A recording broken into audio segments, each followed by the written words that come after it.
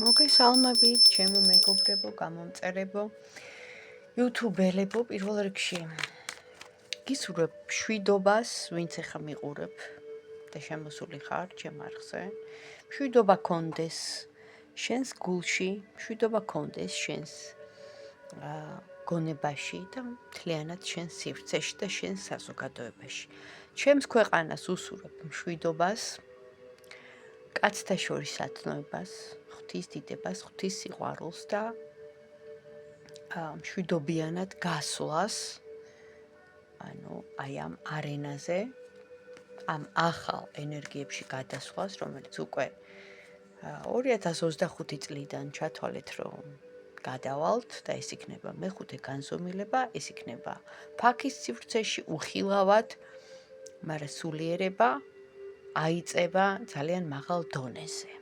და ყველა ადამიანი ვიგრძნობთ, დავინახავთ, გავიგებთ როგორც ფიზიკურად, მატერიალურად, ასევე სულიერად ამ ცვლილებებს. ეხლა უბრალოდ ბოლო სამშობია რომ ესე რო იტყვია, მშობი არის ესეთი სამყაროა მშობიარობის ეტაპზე და ძალიან მალე 2025 წელს შობს და გააჩენს აი იმ ახალ მაღალ ვიბრაციულ განზომილებას და ენერგიას, ღვთიურ ენერგიას და სულიერებას, რაც შემოდის ჩვენს დედამიწაზე და დაისადგურებს მთელ მსოფლიოში და ცხოვრება, რა თქმა უნდა, რადიკალურად შეიცვლება და ისეთი აღარ იქნება, როგორც იყო. ეხლა რახან თქვენ მარტო პირადი გაინტერესებთ და არ გაინტერესებთ მსოფლიოს ამბები, გეოპოლიტიკა, არ გაინტერესებთ რა ხდება საერთოდ მსოფლიოში და რატომ ხდება ეს მოვლენები და ამის გამო არც მილაიქებთ, არც მიკომენტარებთ, არც მადლობას მიხდით. მე გიხდით მაინც მადლობას, რომ მე მაინც ვაკეთებ ჩემს საქმეს, რისთვისაც ვარ ამ განზომილებაში და კონკრეტულად იქ, სადაც ვარ მოვლენილი, იმიტომ რომ ჩვენ ყველას გვაქვს ჩვენი მისია და მე როგორც ნათელი ძალების წარმომადგენელი, რომელიც კურირებს ზუსტად იმ ადგილს და იმ სივრცეს, სადაც ვარ, რომ ჩემს სივრცეში, ჩემს საზოგადოებაში, ჩემს ქვეყანაში იყოს მშვიდობა და იმ მომენტში, როცა რამე იძაბება და რამე რთულდება და ადამიანებს ეწყებათ პრობლემა ფსიქიური აშლილობის, შეურაცხადობის და ასევე შეპყრობილობის ბრჭყალებში გამოვლინებებით, რომ ყველანაირად ენერგეტიკულად მე როგორც მაკავშირებელი და დამაკავშირებელი და გამტარი მოუწოდო იმ უმაღლეს იერარქებს, ნათელ ძალებს, რომ ჩემს ქვეყანაში, პირადად ჩემს ქვეყანაში, იმიტომ რომ შეგვეხება ჩვენ ყველას, მარტო ჩემ თავზე მე არ ვფიქრობ, რომ არ აღიგავოს მიწისაგან პირისა, ჩემი სამშობლო, არ გაქრეს, არ ამოიშალოს რუქიდან, როცა მესამე მსოფლიო ომი მძვინვარებს და ჩვენ როგორც ქართველმა ერმა და ძალიან ძველმა და ძალიან ღვთივკურთხეულმა და დალოცვილმა სხვათა შორის გაამახვილეთ ყურადღება, რომელსაც არ მიუღია ბაბილონის გოდოლში მონაწილეობა, ასევე არ ჩაებმება და არ მიიღებს მონაწილეობას ამ მესამე მსოფლიო ომის პროცესში და ყველანაირად ნეიტრალურად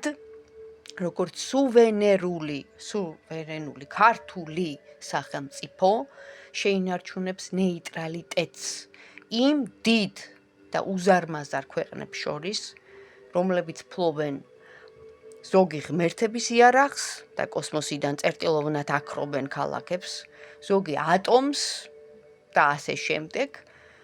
ჩვენ როცა არანაირი რესურსი არ გაგვაჩნია, არც მოგიერიების, არც თავის დაცვის და უბრალოდ კიდევ ერთხელ ვიძახი, ჯვარი გვწერია და გავქრებით, რომ ეს არ მოხდეს, იმიტომ რომ ეს ენა, რომელიც არის ქართული, ამ ენაზე ალაპარაკდება უფალი იესო ქრისტე. დღემდე მეორედ მოსვლამდე ეს ენა ელოდება და ეს ერი, ქართველი ერი ელოდება ამ დღეს და ჩვენი საქართველო და ქართული ხალხი იარსებებს და იქნება მეორედ მოსვლამდე. ანუ რას ნიშნავს ეს? აქ ანტიქრისტე ფეხს ვერ დაიმკვიდრებს. ამაზე ამბობდა მამა გაბრიელი და ასევე ძალიან ბევრი წმინდა მამები. ამიტომ ჩვენ მივდივართ იმ გზით, რომელიც დაგვაკისრა უფალმა ღმერთმა, რახან ვართ ქრისტიანები და რახან ვართ ქართველები, ქართველი უკვე ავტომატურად ნიშნავს, რომ ვართ ქრისტეს მიმდევარი, ანუ ქრისტეს ერი, ესეც დაშიფრული ტექსტი. ეს იმას ნიშნავს, შემოკარგებო, რომ უმრავლესობა ქართველი მოსახლეობის ვართ მართლმადიდებელი, ქრისტეს მიმდევარი, ქრისტეს ცნებების დამცველი ერთგულით, ქრისტეს მხედრები და ამიტომ საქართველოში ბოლომდე დავიცავთ ჩვენს უფლებებს, ჩვენს ქრისტიანობას, ჩვენს ათიმცნებას, ჩვენს ქრისტეს მიერ სიყვარულს, მოყვასის სიყვარულს და აი ასე სიყვარულით გადავრჩებით. ვისაც უნდა ომი, არეულობა, რევოლუცია, ქაოსი, უამრავი ქვეყანაა, კიდევ ერთხელ ვიძახით. ჩართეთ, გაიხედეთ მეინსტრიმ მედიებში, უცხოურს გულისხმობ. ირანმა დაარტყა ისრაელს, ისრაელმა დაარტყა ირანს, იქ ანუ სირიას დაარტყავს თურქეთი თუ ასე შემდეგ და მერე რუსეთი წამოვა სირიის წინააღმდეგ და ამ დროს თურქეთი ამოყოფს თავს და გაიმართება რუსეთ-თურქეთის მომაკვდინებელი ომი ლიბანში, რაც არის აღწერილი ჯერ კიდევ 1000 წლის უკან. და ყველა წინასწარმეტყველს აქვს ამაზე საუბარი, რომ ბოლო ჟამის დროს ადამიანებს წაერთმებათ გული გონიერი, ანუ რას ნიშნავს? შეიშლებიან სრული ამ სიტყვის მნიშვნელობით და ყველას რა იარაღიც აქვს დააჭერენ და ეს იქნება რაზეც დიდი ქართველი მოღვაწე ბოლონდროინდელი აკაკი ჯორჯაძემ, რომელმაც გაშიფრა მთლიანად ქართული ამბანი და იქიდან ამოიღო საიდუმლოება, რაც გაანადგურებს უბრალოდ ჩვენს პლანეტას, ნუ ჯერ იმედი არ მოხდება, მაგრამ ამის საფრთხე მომავალში არის. ასე რომ ეხლა, როცა ესეთი უმძიმეს პერიოდს გავდივართ, ყველამ უნდა კიდევ ერთხელ ვითხოვოთ მშვიდობა. მშვიდობა, კაცთა შორის სათნოება, ღვთისდიდება, ღვთისსიყვარული და ვითხოვოთ, რომ ღმერთმა დაიფაროს და გადაარჩინოს ჩვენი პატარა, ძალიან პატარა ქვეყანა, რომელსაც ქვია საქართველო. და თუ რამე განსაცდელი ხდება, ალბათ ერმა დაიმსახურა. იმიტომ რომ დაწყებული იყო წმენდვა. საქართველო ძალიან პატარაა და ალბათ ღმერთმა ძალიან ბევრი რამე არ გვაპატია და ეს მასიური აშლილობა, მასიური რადიკალური გამოვლინებები და ერთმანეთზე ზიზღი გადამტერება და სიბოროტე, აი ამის გამოვლინება, ანუ მე პირადად ღმერთს ვთხოვ შენდობას იმ ადამიანების სახელით და ჩემი სახელით, რომ შეგვინდოს, გვაპატიოს და გადაარჩინოს ჩვენი ქვეყანა და არ ჩაგვაბას ამ საშინელ ომში. ეხლა რახან თქვენ თუ კიდე მიყურებთ მე და გსურთ, ასე ვთქვათ, ჩემი ტაროს გაშლების და ვიდეოების ყურება იმ თემაზე, რაც თქვენ გაინტერესებთ, ეს არის პირადი, ამის იქით, ესე იგი იქით ვერ მიდიხართ, ნუ ყველას თქვენი პირადი პრობლემები გაქვთ და გასაგებია და ეს პრობლემები სულ იქნება, იმიტომ რომ მასიური შიზოფრენიაა მთელ მსოფლიოში და ასე რომ ეს პრობლემები სულ გექნებათ, შემოკარგებო. და ამ დროს აუცილებელია მიმართოთ სპეციალისტს, მიმართოთ იმ საღად მოაზროვნე მშვიდ ადამიანს, ვინც ჩაიხედავს თქვენს სულში, იმიტომ რომ ფსიქოლოგი არის სულის მკურნალი და ობიექტურად და საღი აზროვნებით გეტყვით, როგორ დაიმშვიდოთ თავები, როგორ განიკურნოთ თავები, როგორ იფიქროთ, რომ თქვენი ცხოვრება გაიუმჯობესოთ თქვენ თვითონ, ის კი არა რომ ვიღაც არ დაგეხმარებათ. იცოდეთ, თქვენ უნდა გინდოდეთ გამოღვიძება, თქვენ უნდა ითხოვდეთ მშვიდობას და არა ომს, რასაც უტრირებდნენ მეორე მხარე.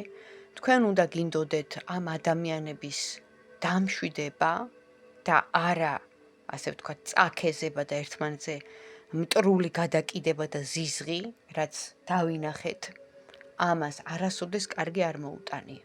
პირველი რევოლუციონერი, ვინც აუჯანყდა ღმერთს, ეს იყო დაცემული ანგელოზი სახელად ლუციფერი. აუჯანყდა იმიტომ, რომ მას უნდოდა თვითონ ქონოდა თავისი სამყარო, მან მიიღო, იმიტომ რომ თავისუფალ ნებას გითხარით მე. ღმერთი არ ეხება და ყველა არსებას და ყველა ადამიანს ცოცხალს თუ ფშვინვიერს აქვს თავისუფალი ნება. ამიტომ ყველა აკეთებთ თქვენ არჩევანს, თქვენ თავისუფალ ნებას და რა გირჩევნიათ, ომი, არეულობა, ამ ხალხის ერთმანეთზე გადამტერება არაფრის გამო თუ მშვიდობა, ამაზე იფიქრეთ. და კიდევ ერთხელ ვიძახი. ის ძალაც კი, რომელიც არის მეორე და არა მარტო ის, არამედ ყველა აღიარებს ღმერთს და როცა მოდის დრო, ის მაინც ემორჩილება ღმერთს, იმიტომ რომ ღმერთის ძალა არის უძლიერესი. აი ამაზეც დაფიქრდით, იმიტომ რომ არანაირი რიტუალები და არანაირი რაღაც სატანისტური პერფორმანსები, ასე რომ ეძახით, ხო? არ იმოქმედებს, იმიტომ რომ მლოცველები და ქრისტეს ერთგული ღვთისშვილები და ღვთის ნაწილაკები უფრო მეტი ვართ. და ამიტომ ის ბოროტება, ქრება ავტომატურად და უბრუნდებათ იმათ დამკეთებლებს, შემსრულებლებს, დამგეგმავებს და იქ მყოფებს და ვინც ტარს უკრავდა კიდე იმ პროცესს. აი მარტო ამას ვიტყვი. ჩემი გამოცდილებიდან. ეხლა გავაგრძელოთ, ხო? გაინტერესებდათ რა ენერგიებში ვართ, აბა გითხრას. The Spellcaster's Tarot card. აბა რა ენერგიებში ვართ დღეს? რა ენერგიები არის დღეს? რა ენერგიებია დღეს?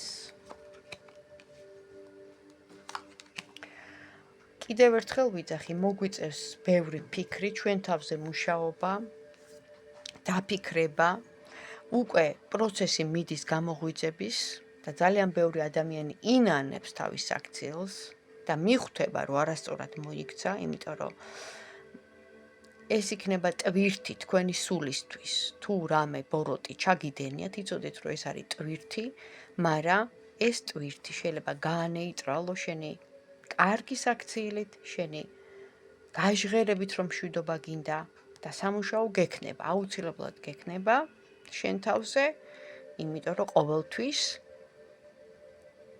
იმარჯვებს კეთილი. ყველა დროში ასეა და ახლაც ასე იქნება. რას გვეტყვიან ჩვენ პირადად, ჩვენი მფარველები? რა მესიჯს გადმოგცემენ ჩვენი მფარველები, რას გვეტყვიან? გვეტყვიან ერთ რამეს. ის არეულობა, ის ქაოსი, რაც იყო, ის გაურკვევლობა, რამაც მოიტანა ეს ყველაფერი, ნებსი თუ უნებლიეთ, უნდოდათ თუ არ უნდოდათ, განზრახ თუ, ასე ვთქვათ, ჩათრეული მოტყუებით პროვოკაციებით და არ ვიცი კიდე მანიპულაციებით დასტაბილურდება უკვე თითქმის და იზეიმებს უზენაესი სასამართლო, ანუ the justice აღდგება სამართლიანობა, რასაც ვითხოვთ ყველა ნორმალური და შეგნებული და გაცნობიერებული ადამიანი. ვითხოვთ სამართლიანობის აღდგენას. ეს სამართლიანობა დადგება.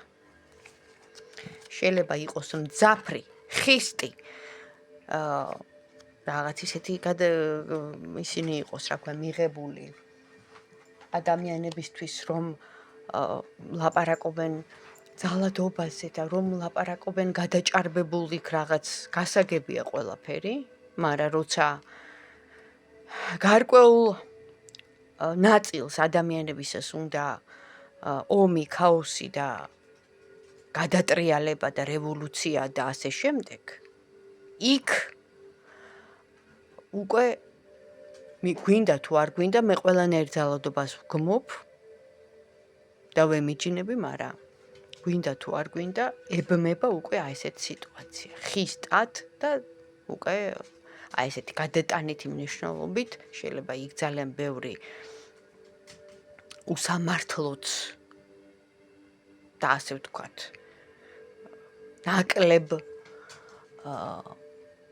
დამნაშავეც ყოფილიყო, ვთქვათ, დატუსაღებული, მაგრამ ამას ყველაფერს გამოიძიებენ, გაარკვევენ და სამართლიანობა აღდგება. დიახ ბატონო, აღდგება, იმიტომ რომ ვართ 21 საუკუნეში და ყველა დაფარულს აიხდება ფარდა. და კიდევ ერთი.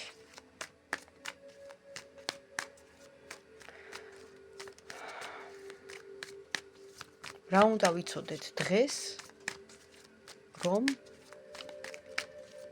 ჩვენ სამყაროში, ჩვენს ცხოვრებაში, ჩვენს მდგომარეობაში თავი დავიცვათ აი ესეთი მოძალადე, ნეგატიური დარწმებისგან, რომელიც მოდის ყველა მხრიდან. აი, როგორ უნდა დავიცვათ თავი?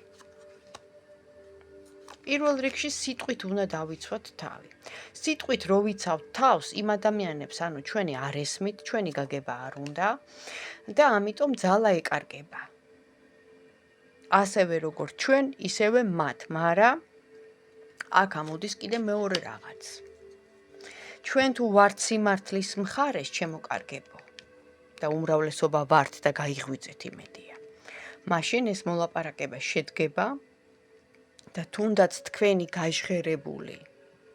გაჟღერებული ნებელობა, ხო, გულით, გრძნობით, სამყაროსთან მიმართებაში, ღმერთთან მიმართებაში, ეს იმოქმედებს და იმუშავებს. რატომ? იმიტომ რომ უკვე ჩვენი ყველა ფიქრი, ყველა სიტყვა მით უმეტეს გაჟღერებული და ემოციონალურ ფონზე უკვე მატერიალიზდება, იმიტომ რომ ვართ გადასულები თითქმის მეხუთე განზომილებაში, რაც იმას ნიშნავს, რომ ჩვენს ცნობიერებაში ცოცხლდება ღმერთი და შენ უკვე გეძლევა მასთან პირდაპირი საუბრის, ანუ კონტაქტში, როგორ შედიხარ, იცი? აი, ფიქრებით, აზრებით შემოდის. ძალიან ბევრმა დამისვა კითხვა, შენ რა ტაროში ხედავ ამ ყველაფერს? არა ბატონო, მე უკვე დიდი ხანია ტარო კი ვიცი და ეს სისტემა კი ვისწავლე და შევისწავლე თავისი ინსტრუქციით. მაგრამ საქმე იმაშია, რომ მოდის კადრებად ის რაღაც მოვლენები და მე ამაზე ვსაუბრობ. ხო, ვინც დამისვა და ვინც შემეკითხა, ხო რა, საიდან ხედავ? საიდან ვხედავ და სიმბოლიზმი არის სამყაროს ენა. სიმბოლოებით, მინიშნებებით, ციფრებით გელაპარაკება სამყარო, ასევე სხვადასხვა უცნობი ადამიანებით, ფრაზებით, წიგნებით, მუსიკით, კლიპებით, ფილმებით, ძალიან ბევრი რაღაცა თუ ხარ ჩართული, ამას მიხვდები. მე დიდი ხანია უკვე ჩართული ვარ, მაგრამ მარტო ტარო არ არის, ეს არის ერთ-ერთი ინსტრუმენტი. როცა შლი ტაროს, ხო?